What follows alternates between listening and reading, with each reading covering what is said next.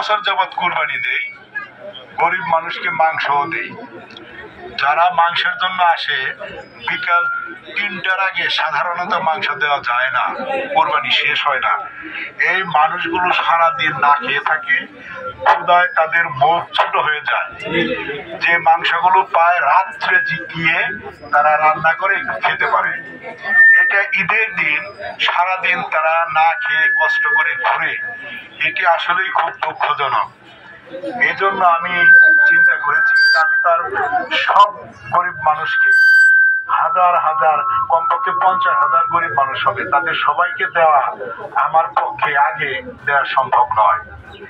এজন্য আপনারা যারা মাননীয় প্রধানমন্ত্রী কর্তৃক একটু জমি এবং একটি ঘর পেয়েছেন, আমি চাই ঈদের দিন সকালে আপনারা সেমাই, গরুর মাংস, পোলাও যাতে খেতে পারেন, আপনারা খেয়ে আমাদের মাননীয় প্রধানমন্ত্রী জননেত্রী শেখ হাসিনার জন্য যাতে দোয়া করতে পারেন, এই জন্য আমার এই সামান্য প্রচেষ্টা। শুধু ইউনিয়নেই নয়, আমার সংসদীয় আসনে যে কয়টি জায়গায় মাননীয় প্রধানমন্ত্রী ভূমিহীনদের মাঝে ভূমি এবং ঘর দিয়েছেন, তাদের প্রত্যেকটি পরিবারকেই আমি 2 কেজি গরুর মাংস, 1 কেজি পোলার চাউল, 1 কেজি চিনি, 2 রকম সেমাই, ½ লিটার সয়াবিন তেল এবং 1 লিটার মিল্ক বিটার দুধ সব ব্যবস্থা করেছি। আপনারা দুধটা আগে জাল দিয়ে রাখেন, না নষ্ট হয়ে যাবে। আজকে কিনেছি। আমি আপনাদের কাছে অনুরোধ করব, আমাদের জাতির জনক বঙ্গবন্ধু শেখ মুজিবুর রহমানের স্বপ্ন ছিল একটি সোনার বাংলা গড়ে তোলার জন্য। উনি ওনার জীবদ্দশায় করে যেতে পারেননি। আমাদের দেশের মানুষই ওনাকে সপরিবারে নৃশংসভাবে হত্যা করেছেন। তারই কন্যা জননেত্রী শেখ হাসিনা জাতির জনকের স্বপ্ন বাস্তবায়ন করার জন্য ভূমিহীনদের ভূমি এবং ঘর করে দিচ্ছেন। পৃথিবীতে কোনো রাষ্ট্রপ্রধান এই কাজটি করেন নাই, যেটি আমাদের মাননীয় প্রধানমন্ত্রী জননেত্রী শেখ হাসিনা করেছেন। আপনারা যদি ঈদের দিন খুশি থাকেন, আমাদের প্রধানমন্ত্রী খুশি থাকবেন। আপনাদের কাছে আমি করজোড়ে অনুরোধ করছি, আগামীকালকে আমাদের খুশির দিন, পবিত্র ঈদুল আজহা।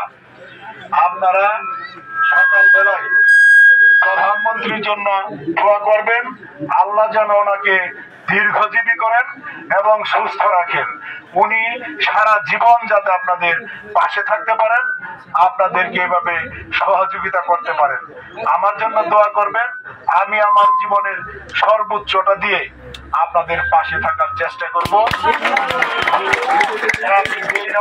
আমি 2টি ঈদেই আমি আপনাদের পাশে থাকার চেষ্টা করব। আপনারা আমাদের ওসি সাহেব যে কথা বলেছেন, অত্যন্ত গুরুত্বপূর্ণ একটি কথা বলেছেন। মাননীয় প্রধানমন্ত্রী আপনাদের ঘর দিয়েছেন, এখানে যদি কেউ মাদক ব্যবসা করে, এখানে কিন্তু প্রধানমন্ত্রীর প্রতি সম্মান দেখানো হইল না। আপনারা যারা এখানে বসবাস করেন, তারা সকলে মিলে প্রতিরোধ করবেন। যদি না পারেন, আপনারা থানায় জানাবেন, আমাকে জানাবেন। ওসি সাহেব বলছে 1 মিনিটের ব্যাপার, 1 সেকেন্ডের ব্যাপার। এক উৎখাত করা কোনো বিষয় না, সে যত বড় শক্তিশালী হোক, আমরা কোনোভাবেই মাদক এখানে বরদাস্ত করব না। আপনাদের এখানে আমাদের ইউনূস সাহেব বলেছে, বিদেশে যেভাবে সুন্দর একটি গ্রাম হয়, সেরকম একটি গ্রাম আপনাদের এখানে করা হবে। কমিউনিটি সেন্টার করা হবে, এখানে একটি লাইব্রেরি করা হবে। এখানে যত প্রকার উন্নয়ন করা প্রয়োজন, সরকারিভাবে যে অনুদান আসে, পাশাপাশি আমি এমপি হিসেবে আমার কাছে যে সরকারি অনুদান আসে, সেখান থেকেও দেব। আমি সেখান থেকে আপনাদের আশ্রয় জন্য অলরেডি 10 লক্ষ টাকা বরাদ্দ দিয়েছি, যেগুলোদের পরে আপনাদের এখানে কাজ হবে।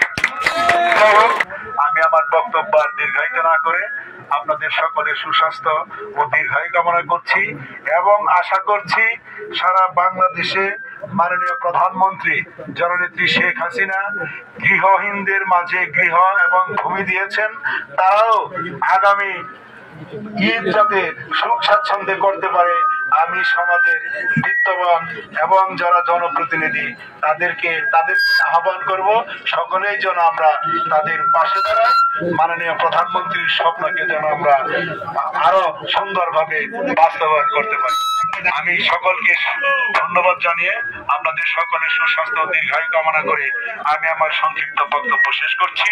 জয় বাংলা, জয় বঙ্গবন্ধু, বাংলাদেশ চিরজীবী হোক। ধন্যবাদ সকলকে। খোদা হাফেজ।